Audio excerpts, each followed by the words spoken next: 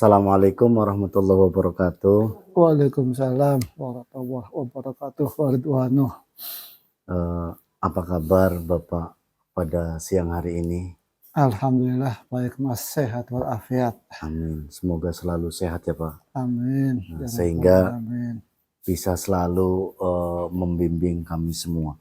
Amin. Baik Bapak, terima kasih atas waktunya untuk wawancara siang hari ini. Saya ini mendapatkan tugas untuk membuat demonstrasi kontekstual modul 3.1, yaitu mengadakan wawancara dengan Bapak Kepala Sekolah, terutama untuk belajar bagaimana cara pengambilan keputusan yang benar, bertanggung jawab, dan dapat dipertanggungjawabkan. Baik Bapak, selama ini bagaimana Bapak dalam mengidentifikasi kasus-kasus yang merupakan dilema etika atau bujukan moral, Bapak?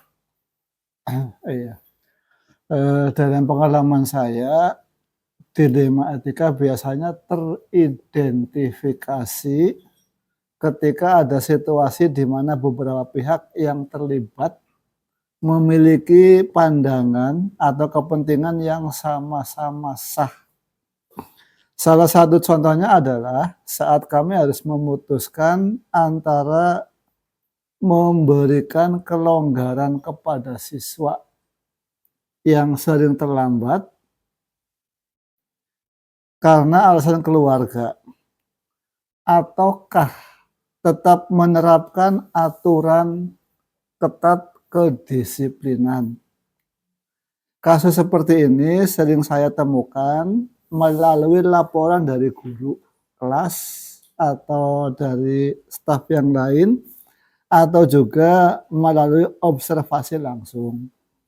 Situasi ini juga bisa muncul dari masukan orang tua siswa yang menginginkan perhatian lebih pada anak mereka di tengah peraturan yang harus dilaksanakan.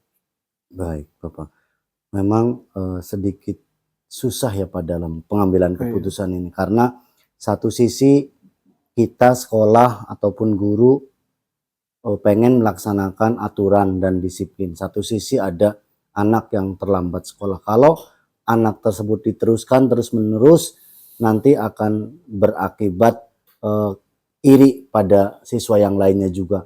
Kok siswa itu mendapat perhatian khusus sementara kayaknya ada apa seperti itu ya Bapak. Baik Bapak. Bagaimana Bapak menjalankan dalam pengambilan keputusan di sekolah, terutama untuk kasus-kasus di mana ada dua kepentingan yang tadi Bapak jelaskan itu sama-sama benar atau sama-sama mengandung nilai kebajikan, Bapak? Pada dasarnya saya lebih mempercayakan kepada pendekatan kolaboratif. Jadi ketika ada dua kepentingan yang sama-sama penting, saya mengundang para pemangku kepentingan untuk berdiskusi. Dalam situasi seperti ini, saya biasanya mengundang prinsip keseimbangan antara keadilan dan belas kasih. Misalnya kami memandang aturan disiplin sebagai fondasi yang harus dijaga, tetapi kami juga harus mempertimbangkan situasi khusus siswa, kondisi siswa yang mungkin mengalami masalah di luar kendalinya. Jadi kami berusaha memastikan bahwa keputusan yang diambil tidak hanya adil, tapi tetap harus ada unsur yang mendidik. Baik Bapak. Intinya berarti dalam pengambilan keputusan itu harus digali dulu apa penyebabnya, latar belakangnya juga, dan juga sehingga dalam pengambilan keputusan itu bisa adil untuk sesama, baik itu untuk siswa maupun untuk sekolah dan juga untuk guru kelas yang selama ini sedang melaksanakan proses kegiatan disiplin atau sedang melaksanakan peraturan tersebut ya Bapak. Baik Bapak, Betul. langkah-langkah atau prosedur seperti apa sih yang biasanya Bapak lakukan selama ini dalam menghadapi dilema etika Bapak? Jadi langkah yang paling awal ini saya harus mendengarkan lebih dulu. Mendengar dari berbagai pihak yang terlibat. Baik itu siswa, guru, dan orang tua. Saya berusaha untuk tidak langsung mengambil kesimpulan. Sebelum mendengar dari semua sudut pandang. Setelah itu saya memetakan semua pilihan yang mungkin dilakukan. Kami sering menggunakan rapat kecil dengan tim manajemen sekolah untuk mendiskusikan masalah tersebut. Jika diperlukan, saya juga akan mengundang orang tua siswa ke pertemuan untuk memberikan masukan langsung. Proses ini bertujuan untuk mencapai keputusan yang dapat diterima semua pihak dan tetap berpegang teguh pada prinsip-prinsip kebijakan sekolah. Baik Bapak, jadi dalam pengambilan keputusan ini Bapak tidak hanya mendengar satu sisi saja ya Pak, Iya. jadi harus mendengarkan dari Semua berbagai yang sisi bermasalah. ya, baik itu yang bermasalah ataupun lain sebagainya, termasuk ketika tadi Bapak jelaskan bahwa dalam pengambilan keputusan itu harus supaya bijaksana, artinya bisa tidak ada satupun yang dirugikan, seperti itu ya Bapak. Iya, Baik betul, dari betul. sekolah maupun dari siswa yang melaksanakan pelanggaran tersebut. Baik Bapak, hal-hal apa saja yang selama ini Bapak anggap efektif dalam pengambilan keputusan pada kasus-kasus dilema etika Bapak? Ya, menurut saya keterbukaan itu hal yang paling penting. Dalam komunikasi adalah faktor yang harus sangat-sangat lebih diutamakan. Jadi keterbukaan. Kemudian bila semua pihak suaranya didengar dan dipertimbangkan, maka proses pengambilan keputusan akan lebih lancar. Selain itu, musyawarah yang intensif seringkali menghasilkan solusi yang lebih baik.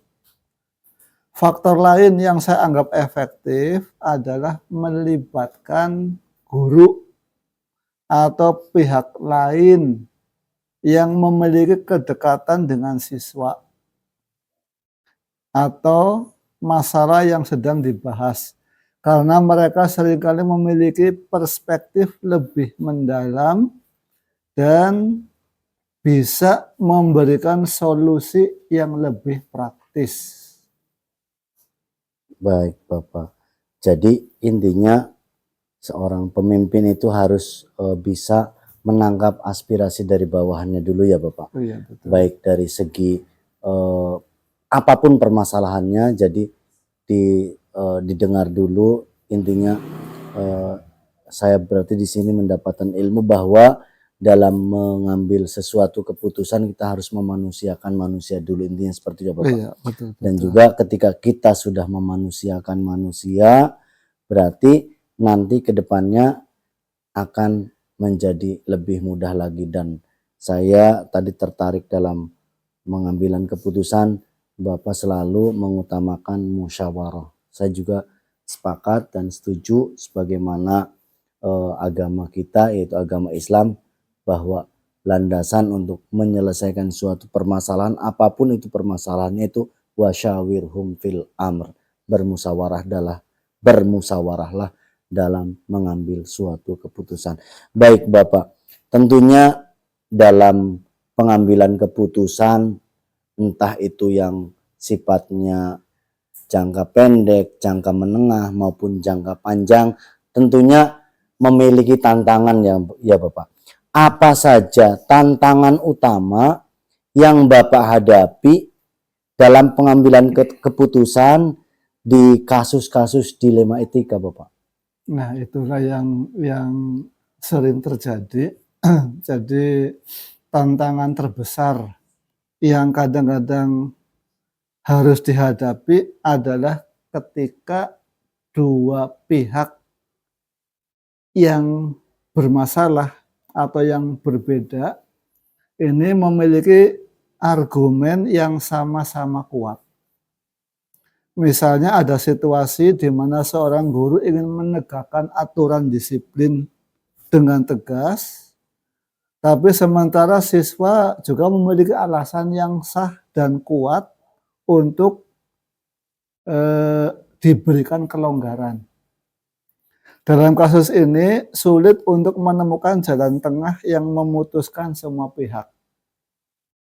Tantangan lain adalah waktu, yang kadang-kadang keputusan harus diambil dengan cepat dan tepat, sementara situasinya kompleks dan membutuhkan pertimbangan mendalam. Oh, baik Bapak. Memang dalam pengambilan keputusan itu kadang satu sisi ada yang harus segera diambil dan harus cepat dan tepat. Itu yang tepatnya itu yang susah ya Bapak. Kadang kalau terlalu cepat itu nanti dampak ke jangka panjangnya bagaimana, jangka menengahnya bagaimana, dan jangka pendeknya bagaimana. Alhamdulillah saya pada hari ini berarti telah mendapatkan ilmu baru. Ternyata dalam pengambilan keputusan itu kita harus betul-betul dicerna dulu, direnungi dulu di bagaimana keputusan itu, dan intinya situasional, di mana apabila keputusan yang tadi Bapak jelaskan yang harus dianalisis terlalu mendalam, harus secepatnya diputuskan. Ya, saya setuju, dan saya sebagai guru juga melihat memang Bapak seperti itu dalam mengambil keputusan, dan terima kasih berarti saya telah mendapatkan ilmu baru sesuai dengan modul guru penggerak, yaitu modul 3.1. Baik Bapak, apakah Bapak memiliki tata kelola atau jadwal tertentu dalam menyelesaikan dilema etika? Apakah keputusan selalu diambil di tempat atau ada jadwal khusus untuk menyelesaikan masalah seperti ini?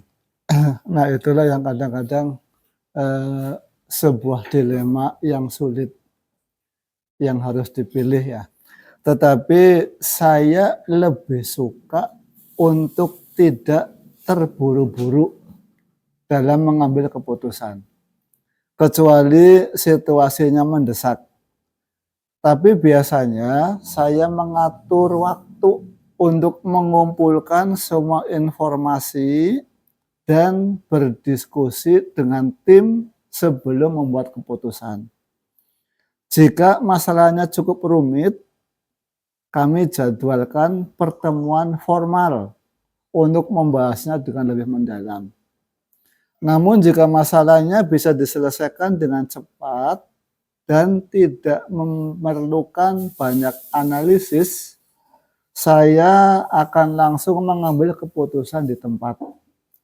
Fleksibilitas dalam pendekatan ini penting untuk menjaga agar masalah tidak berlarut-larut. Baik, berarti intinya dalam setiap mengambil keputusan itu harus kita fleksibel ya Pak. Iya. Di mana permasalahan yang harus diputuskan secepatnya ya diputuskan secepatnya. Tapi apabila permasalahan yang sensi dan perlu pendalaman, berarti nanti Bapak bermusyawarah dengan tim Bapak, baik itu tim di sekolah maupun guru senior ya Bapak, seperti itu. Baik Bapak, adakah orang ataupun faktor-faktor yang selama ini membantu Bapak ataupun mempermudah dalam pengambilan keputusan pada kasus-kasus dilema etika, Bapak? Iya. Ini dalam mengambil keputusan, ini tentu saja ya, tentu saja. Ini saya tidak sendirian, karena saya butuh pertimbangan. Nah, tentu saja di sini ada tim manajemen sekolah. Ini seperti wakil kepala sekolah dan guru-guru yang senior. Ini sangat membantu dalam memberikan perspektif tambahan dan solusi praktis. Saya juga sering mendapat dukungan dari komite sekolah yang memberi masukan tentang bagaimana keputusan akan berdampak pada seluruh komunitas sekolah. Pengalaman pribadi dan studi kasus yang pernah saya hadapi sebelumnya juga menjadi pengalaman dan menjadi referensi penting untuk menyikapi masalah. Baik, Bapak. Jadi Bapak dalam pengambilan keputusannya itu tidak hanya pribadi ya, Pak. Jadi ada tim khusus juga meminta pertimbangan dari guru-guru senior agar dalam pengambilan keputusannya itu sekali lagi adil bagi sesama dan untuk sesama. Baik, Bapak. Dari semua hal yang telah disampaikan, kira-kira pembelajaran apa yang Bapak petik dari pengalaman Bapak dalam mengambil keputusan terkait dilema etika, supaya saya yang masih dalam tahap belajar ini paling tidak bisa mengikuti jejak Bapak dalam pengambilan keputusan? Jadi saya berupaya untuk selalu lebih baik dan selalu belajar dari setiap dilema. Nah, dari setiap dilema etika yang harus dilihat, ini harus dilihat dari berbagai sudut pandang dan tidak ada satu solusi yang benar secara mutlak.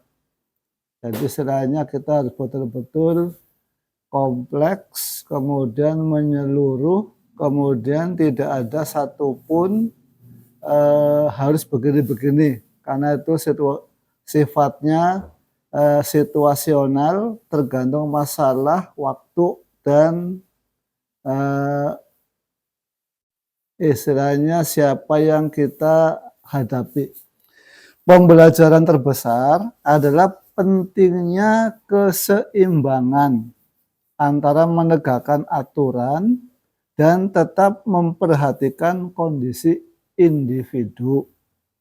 Setiap keputusan harus dibuat dengan mempertimbangkan kesejahteraan jangka panjang siswa dan bagaimana hal tersebut akan mempengaruhi lingkungan belajar secara keseluruhan. Baik, Bapak. Ketika berdiskusi hal-hal yang positif seperti ini, saya sangat senang sekali, Bapak, sampai tak terasa ini sudah cukup lumayan, dan alhamdulillah saya banyak mendapatkan ilmu dari Bapak tentang bagaimana cara pengambilan keputusan yang benar dan bertanggung jawab ini. Awalnya saya kira ketika mengambil keputusan itu ada permasalahan langsung diputus, ada permasalahan langsung diputuskan. Ternyata dalam pengambilan keputusan ini ada beberapa tahapan-tahapannya, dan juga perlu mulai dari tadi prinsip keadilan, prinsip akhir, dan lain sebagainya.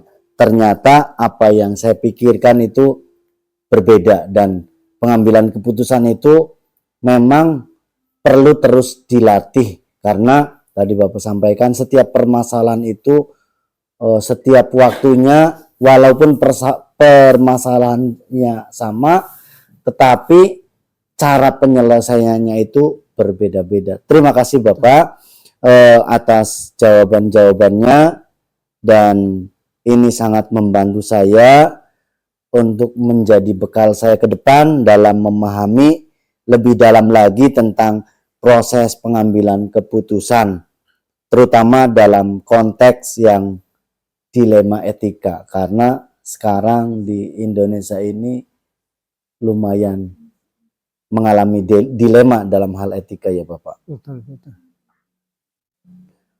Baik Bapak, untuk mengakhiri pembicaraan ini saya ucapkan terima kasih dan saya akhiri.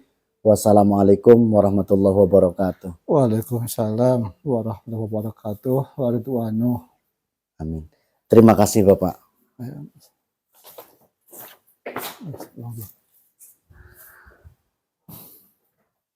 Putar.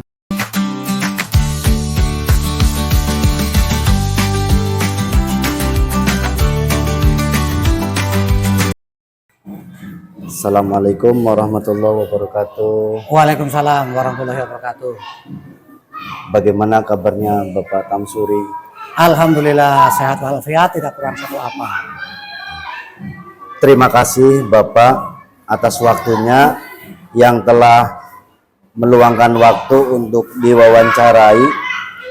Saya ingin belajar Pak sama Bapak tentang bagaimana praktik pengambilan keputusan, khususnya yaitu dalam menghadapi dilema etika Pak, Ya, di lingkungan sekolah kita SD Limbangan 3.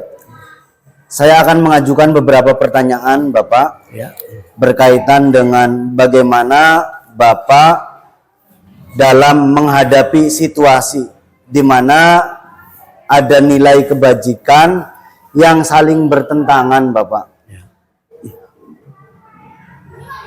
Saya mulai pertanyaannya ya Bapak. Ya, yang pertama mau. Ya.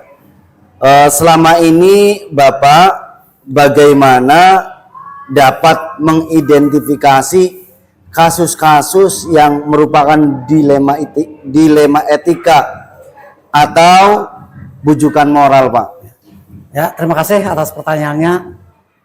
Langsung saja pertanyaan dari Pak Soleh akan saya jawab bahwa kasus-kasus yang mengandung dilema etika biasanya muncul saat ada pertentangan nilai atau prinsip yang harus saya timbang.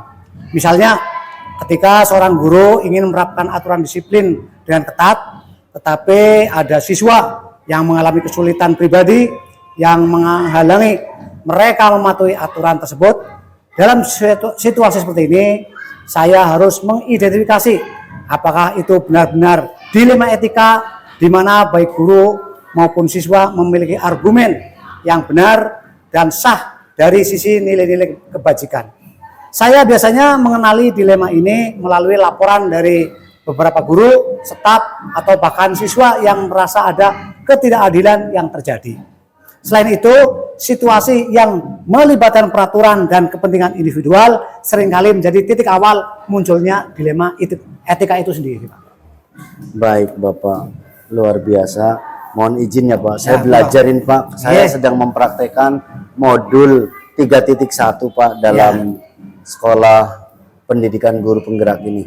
Baik Bapak, bagaimana Bapak menjalankan pengambilan keputusan di sekolah, terutama untuk kasus-kasus di mana ada dua kepentingan Bapak yang sama-sama benar ataupun sama-sama mengandung nilai kebajikan Bapak?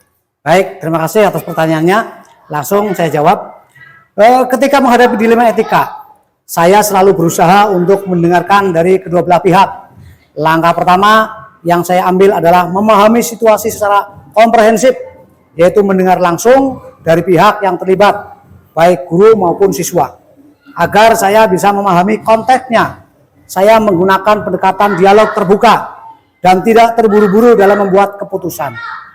Prinsip yang saya pegang adalah menemukan jalan tengah yang tidak hanya mematuhi aturan sekolah, tetapi juga memperhatikan kondisi individu siswa atau guru itu sendiri. Contohnya, dalam kasus keterlambatan siswa, saya perlu menyeimbangkan antara menerapkan disiplin dan memberikan empati terhadap situasi pribadi siswa yang mungkin sulit. Baik Bapak, berarti dalam pengambilan keputusan itu butuh Komunikasi. ketenangan ya Pak, Iya, ketenangan supaya semuanya tidak ada yang dirugikan. Betul. Adil pada sekolah, adil pada siswa, juga adil buat guru yang sedang melaksanakan peraturan sekolah. Baik Bapak, Iya. langkah-langkah atau prosedur seperti apa yang biasa Bapak lakukan selama ini dalam menghadapi dilema etika Bapak? Ya, terima kasih atas pertanyaan yang ketiga. Saya jawab. Saya memiliki beberapa tahapan yang saya jalankan secara konsisten. Pertama, saya mengumpulkan informasi dari semua pihak yang terlibat untuk mendapatkan gambaran yang lengkap tentang masalah yang terjadi. Kedua, saya mengadakan pertemuan dengan tim manajemen sekolah atau guru terkait untuk berdiskusi dan mencari solusi bersama. Kami menggunakan pendekatan musyawarah untuk mempertimbangkan dampak jangka pendek dan jangka panjang dari setiap pilihan yang ada. Ketiga, setelah bermusyawarah, kami menetapkan keputusan berdasarkan apa yang menurut kami adil dan sesuai dengan nilai-nilai pendidikan di sekolah. Jika kasusnya cukup kompleks, saya juga melibatkan komite sekolah atau pihak eksternal untuk mendapatkan perspektif tambahan. Demikian. Baik Bapak, berarti termasuk yang hari ini pelaksanaan Hari Santri ya Pak? Ya. Hari Santri satu sisi itu sangat ditunggu-tunggu oleh kami semua sebagai santri Bapak. Ya. Sementara di satu sisi SD kita, SD 53 sedang Ada kegiatan. ANBK gelombang 3. Nah, alhamdulillah dengan keputusan Bapak yang begitu bijaksana, akhirnya semuanya bisa berjalan. Kegiatan upacara Hari Santri berjalan dan alhamdulillah ANBK juga berjalan. Iya. Baik Bapak. Hal-hal apa saja yang selama ini Bapak anggap efektif dalam pengambilan keputusan pada kasus-kasus dilema etika Bapak? Baik, terima kasih atas pertanyaan yang keempat. Jawaban kami, ada beberapa hal yang menurut saya sangat efektif. Pertama, komunikasi yang terbuka antara semua pihak yang terlibat. Ini sangat penting karena dengan mendengar setiap sudut pandang, kita dapat menemukan solusi yang lebih baik. Kedua, keterlibatan kolega atau staf sekolah dalam pengambilan keputusan juga efektif karena mereka memiliki pandangan yang mendalam tentang siswa dan konteks kelas. Ketiga, menggunakan pendekatan bertahap di mana kami mengkaji setiap alternatif dengan mempertimbangkan dampaknya baik dari sisi aturan maupun dari sisi kemanusiaan. Baik, banyak belajar berarti di sini saya Pak ya, bahwa dalam mengambil keputusan itu harus dikomunikasikan dulu, berarti kolaborasi dengan komunikasi yang dua arah tentunya Bapak. Iya. Jadi ketika mengambil keputusan itu harus dari sumber yang berimbang, tidak hanya mendengarkan satu sumber saja.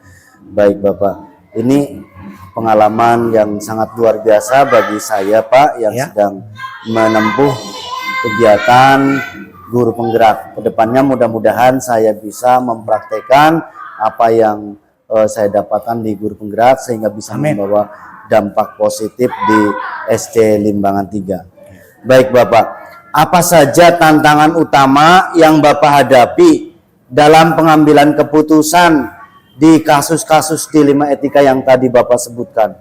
Baik, terima kasih atas pertanyaan yang kelima ini.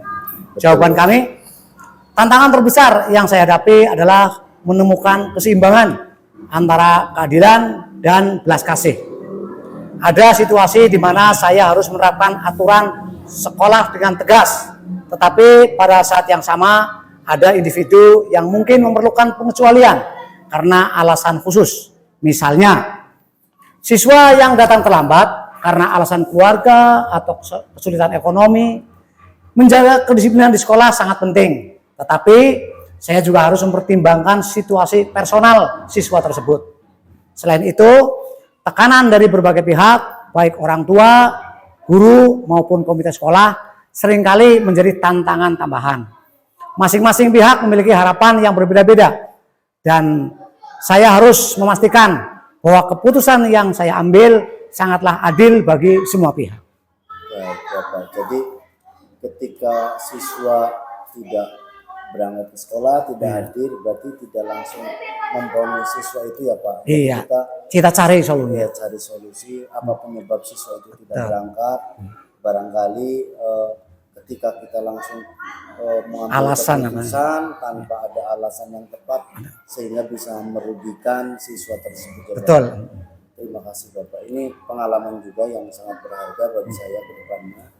Karena dalam modul 3.1 ini yaitu pelajarannya bagaimana cara mengambil keputusan yang tepat dan bertanggung jawab Bapak. Jadi Ya. yang dipikirkan itu untuk jangka panjang juga dipikirkan, Iya. jangka menengah juga dipikirkan dan juga Jangka pendek. jangka pendek juga dipikirkan. Ya. Betul yang tadi dijelaskan oleh Bapak bahwa kita harus berimbang dan juga adil pada semua pihak. Ya. Baik Bapak, apakah Bapak memiliki tata kelola atau jadwal tertentu dalam penyelesaian kasus-kasus etika? Apakah Bapak langsung menyelesaikannya di tempat atau ada jadwal khusus untuk menyelesaikannya Bapak? Baik, terima kasih atas pertanyaannya yang keenam ini. Akan saya jawab. Jika kasusnya mendesak dan bisa diselesaikan secara cepat, saya akan memberi keputusan di tempat. Terutama jika dampaknya langsung pada siswa atau proses belajar mengajar yang sedang berlangsung. Namun, untuk kasus-kasus yang lebih kompleks, saya cenderung memberikan waktu untuk berdiskusi dan menganalisis situasi dengan tim manajemen sekolah. Kami biasanya menjadwalkan pertemuan atau rapat formal untuk membahas kasus-kasus yang memerlukan analisis lebih mendalam. Dengan cara ini, kami memastikan bahwa setiap aspek diperhitungkan dan keputusan yang diambil bukanlah keputusan yang tergesa-gesa. Proses prosedur ini membantu saya memastikan bahwa keputusan tersebut tidak hanya menyelesaikan masalah saat ini, tetapi juga berkelanjutan dalam jangka yang lebih panjang. Baik Bapak, jadi Bapak ini memang betul apa yang saya rasakan sebagai guru di SD 53 dengan keputusan Bapak dalam mengambil keputusan. Memang kita tidak boleh terburu-buru ya Pak, tapi Betul. situasional juga ketika ada yang harus Selesaikan cepat. diselesaikan cepat, Bapak Ya. harus diselesaikan dengan secepat mungkin karena Butuh penyelesaian. untuk penyelesaian yang tepat. Begitu juga ketika ada kasus yang betul-betul sifatnya Kompleks, iya. maka Bapak Perlu waktu iya. untuk merenung, untuk memutuskan sehingga keputusan yang dibuat itu betul-betul adil untuk semua. Betul. Baik Bapak, adakah seseorang Iya. atau faktor-faktor yang selama ini mempermudah atau membantu Bapak dalam pengambilan keputusan, misalnya pada kasus-kasus dilema etika Bapak? Baik, terima kasih atas pertanyaan yang ketujuh ini. Jawaban saya sudah barang tentu ya, tentu saja ada. Dukungan dari tim manajemen sekolah sangat berharga. Wakil kepala sekolah dan guru-guru senior seringkali memberikan perspektif yang berguna karena mereka memiliki pengalaman yang luas dalam menangani berbagai situasi. Selain itu, saya juga mendapatkan masukan dari komite sekolah yang mewakili pandangan orang tua dan masyarakat.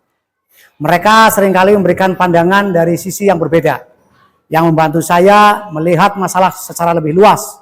Selain itu, saya juga mencoba mengikuti pelatihan kepemimpinan dan pengambilan keputusan yang memberikan bekal untuk menghadapi kasus-kasus dilema etika dengan lebih bijak dan lebih baik. Baik Bapak, berarti bagi saya yang masih sedang belajar dalam mengambil keputusan itu memang perlu dilakukan dengan berulang-ulang ya Pak, supaya iya. ketika kita mengambil keputusan itu mungkin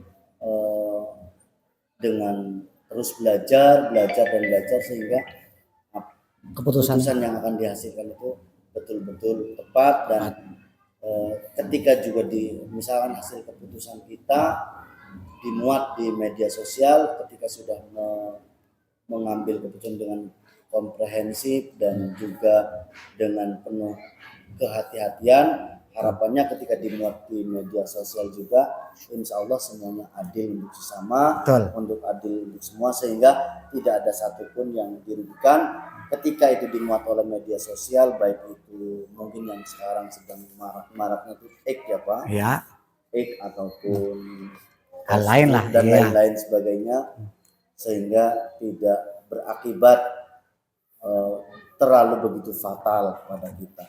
Baik Bapak, dari semua hal yang telah disampaikan, pembelajaran apa yang dapat Bapak petik dari pengalaman Bapak dalam mengambil keputusan terkait dilema etika? Jadi pertanyaan ini juga berguna bagi saya Pak yang sedang belajar, sehingga kelak ketika saya menghadapi permasalahan Di lapangan, etika, saya bisa menyelesaikannya permasalahan ini dengan baik dan juga dengan bijak, juga adil Bapak.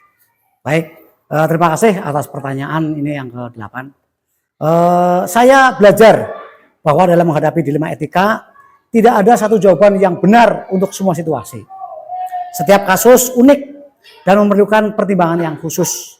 Salah satu pembelajaran terbesar yang saya dapatkan adalah pentingnya musyawarah dan keterbukaan dalam pengambilan keputusan.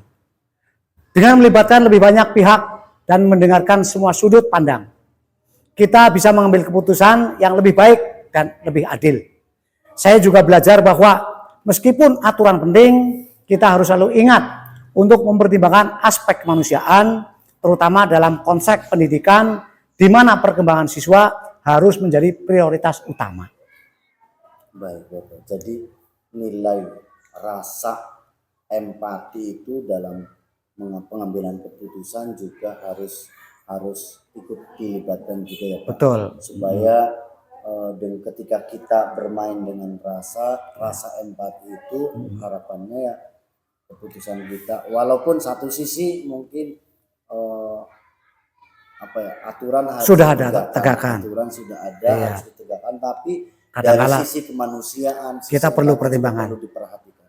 Baik Bapak, terima kasih telah meluangkan waktunya dan telah berbagi bersama saya, belajar bersama saya, ikut belajar bersama Bapak, sehingga harapannya mudah-mudahan saya kedepannya bisa lebih baik dalam belajar mengambil keputusan ini, dan juga terima kasih jawaban-jawabannya yang sangat komprehensif Bapak di SD Limbangan 3 ini, sehingga sangat membantu saya dalam memahami lebih dalam tentang bagaimana pengambilan keputusan di masa depan. Terima kasih Bapak. Ya, terima kasih juga saya sampaikan kepada Bapak Solihun yang dalam hal ini sedang mengikuti kegiatan guru penggerak.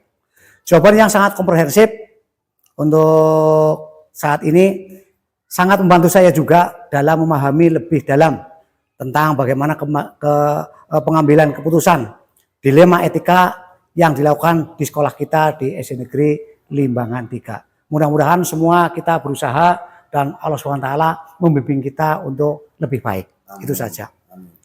Terima kasih Bapak, jangan bosan-bosan. Lain kali mungkin saya kembali Sharing lagi, ya sama. bersama Bapak, dan tetap mohon bimbingan dan Sama-sama.